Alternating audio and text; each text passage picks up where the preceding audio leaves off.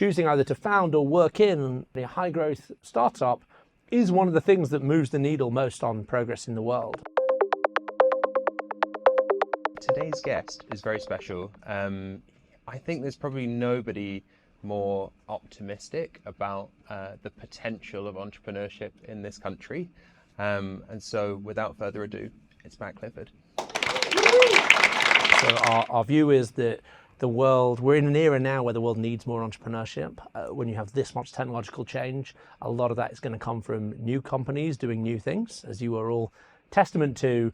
And so what we need to do is make starting a company more normal. There are so many blockers, I think, particularly here, for when you're first trying to start a company. And like lots of people in this room want to become founders. And like one of the things I remember so clearly was people just telling me that whatever our plan for Fixer at that point was just never going to work. And I feel like that's such a thing in Britain. Yeah. Obviously, part of being a successful founder is resilience. There is nowhere in the world, including San Francisco, where you don't need an enormous amount of resilience. Like, people will say no to you all the time, whether that's investors or customers or people you're trying to hire. So there is a sort of baseline level of resilience you just need.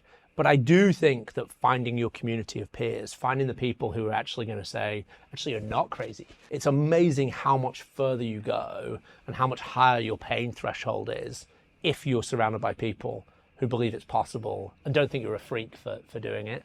I remember when I was growing up, like, I thought I had won the lottery to be born British. You know, I couldn't hope for any more in terms of opportunity. And now I have a 2-year-old son and think that, like, there's no way, if things continue as they are, that he will grow up with that same feeling. I think the only way we turn that around is, as you say, with AI companies being built here. Like, what else can we do? And how do we make those things happen faster?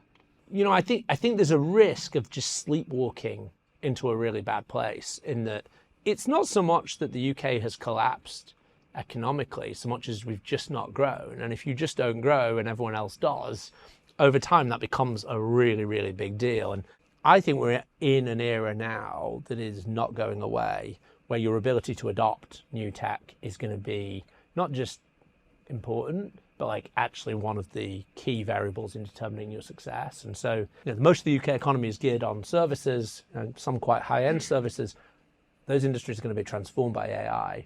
And so actually having a lot of AI startups in the UK is one of the most important ways that we can make sure that those industries continue to compete and win rather than falling off. If we lean into it, I think it could be this extraordinary, you know, renaissance of blossoming. So that's why I hope and believe we must do. That was amazing. Thank you so much. Thanks, we really appreciate you coming in. One more round of applause for Matt.